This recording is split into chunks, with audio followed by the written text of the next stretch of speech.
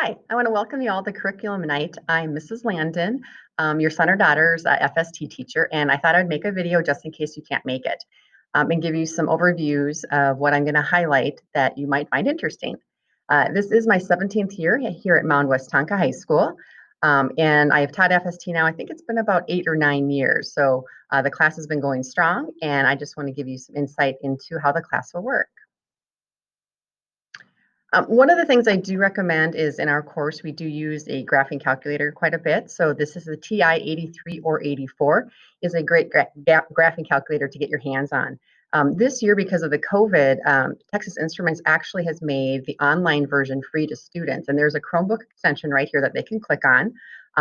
Most of the students that need a calculator have been using this option if they don't have one. Another option, though, is you can rent a calculator from the high school here.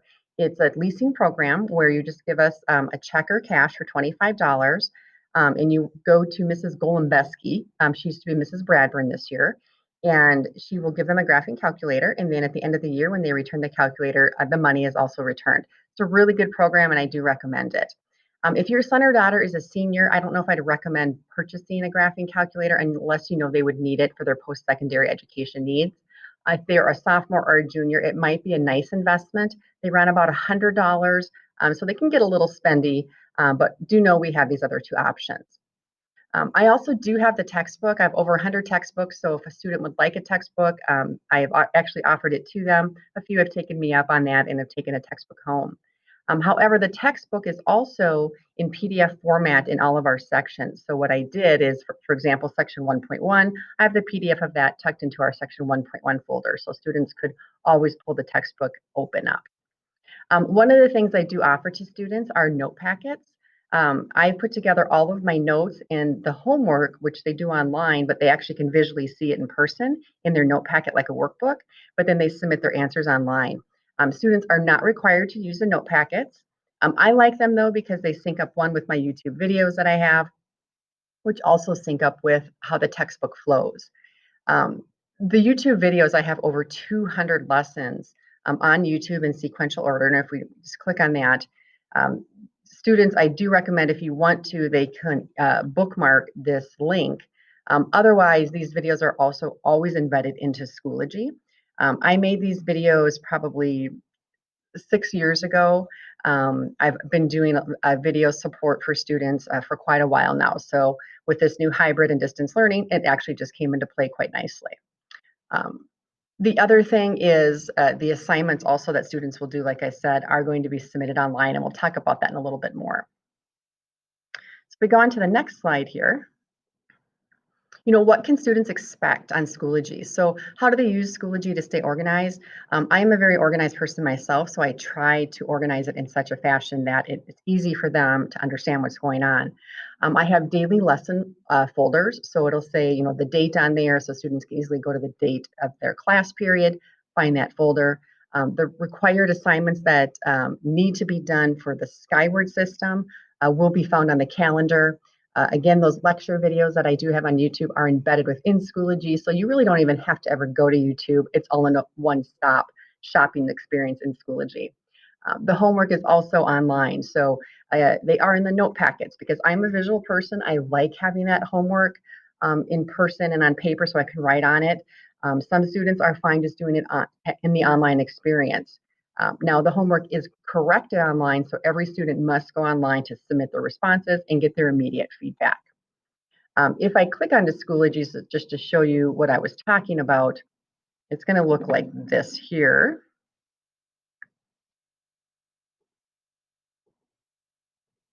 So this is the student experience. Like I said, if you go to the folders, for example, in our Chapter 1 folder, if I click on that, I do teach 4 sections of FST, so keeping it organized for me is even a challenge. And so I found that this has worked quite well. You're going to notice, for example, on Wednesday, September 9th, for us, that was when the WIN days, and we had 2nd and 4th hour meetings. So I was very clear on that. 1st and 7th hour met on Friday, September 10th. So I put on here what hours are impacted so you could see that. We're going to Zoom every session that we have. If the students are in person in class, they're going to get that in-class experience. If they're at home, we are going to Zoom for about 15 minutes. I'll take attendance. We'll go over homework questions in those Zoom sessions. Sometimes we'll do some short activities, and I always have that listed here. Then I'm going to list what the homework assignment is for that day. Again, students in class, you're going to get that in-class experience. I'm going to lecture just like we normally do. Students at home, you get to go and look at those videos and do your homework. When students click on here, what they're going to see, for example, again, this was our first section that we did with section 1.1. Here's that textbook I was talking about. Quick link to the textbook. This is a PDF copy of what my handwritten notes are that I lecture on in class as a quick reference. These here are the videos broken down by smaller learning objectives. So section 1.1, a typical math teacher would lecture on the whole section in one class period. I do, but I break it into smaller pieces. So I've broken it down for this section by 2 different topics. Students can just click here, they can watch the video, and then they can click on this green puzzle piece and do their homework. Then you're going to have your next video that they can click and look at, and then again, their homework for that one. So that is what the homework daily experience looks like. Now, if a student misses class and they're like, hey, what am I missing? Or maybe they're behind pace and they're not sure what homework has to be done, they should get an overdue notice, by the way, on their experience. One quick way, though, I like going here on the calendar, and if you click on this, you can get a good overview of everything that is going to be considered a formative assessment that is going to be pushed out of Schoology into Skyward. So for students, this is a great quick reference of what am I missing? What am I behind on? Now, I've talked about these formative assessments. So, formative assessments are basically the daily homework, and it's 20% of our grade. They are by learning objective, as I just showed you. Students are going to have 3 tries to submit those green puzzle pieces. Most of the time, they definitely will have green puzzle pieces. Maybe 50% of the time, I'm going to ask them to upload a picture of their work, especially if it's something I want to see how they're solving an equation or tackling a problem. The day you see those assignments posted on the Schoology calendar is what I call the due date. Um, that's basically the day it's assigned. Now, technically, I guess I should be more specific. The due date is going to be the next day that we meet in class. So let's say I assign it on Monday, you're going to see it on Schoology on Monday. The theory is if we meet Tuesday as a class, that's the next day that should be considered the due date for them. Now, will I still take the homework after that due date? Yes, I will. That's the deadline. So the deadline is really the key thing to have in your mind. The deadline is going to be when we either have a mid-chapter assessment or a final test for that chapter. Expect 2 deadlines per chapter, kind of one mid-chapter, so probably about 3 sections in. I'm going to say once we have that next assessment on that material, any homework not completed at that time gets a 0 and cannot earn any points. Similarly, when we hit the end of the chapter and have our first summative test, I will no longer take homework for that one. Some of the other things I am going to do in class are some ACT prep questions in addition to the daily homework and those mid-chapter assessments. Now, moving on to summative. Summative assessments are basically your tests and your projects, and that's 80% of the grade. They could expect between 2 and 3 summative assessments per quarter, so not a lot of them. Hybrid students, those assessments are going to be in person and paper-based. Distance only, obviously it's going to be at home in the distance environment. That might be more of a project-based type of activity, but it would be assessing you in the same material that the hybrid students are going to get for that. They are only retakeable if they're not offered in the last week of the quarter. So typically that last chapter we go over tends not to be retakeable because we are testing in that last week. We are doing chapter 1. This one is retakeable. Now, to be retakeable, though, there's some requirements. First, all the formative work must be adequately done at a 70% level and meet those deadline requirements of the chapter. If that meets the requirements and the student wants to retake, then what they would do is meet with me to get a relearning activity.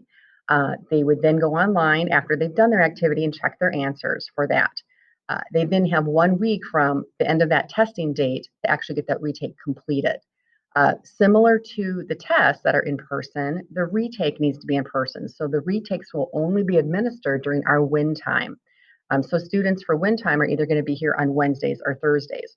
So the day that they're in the building is the day they should plan to do their retake. So they really want to plan. If they know they want to do a retake, plan for that and kind of work backwards.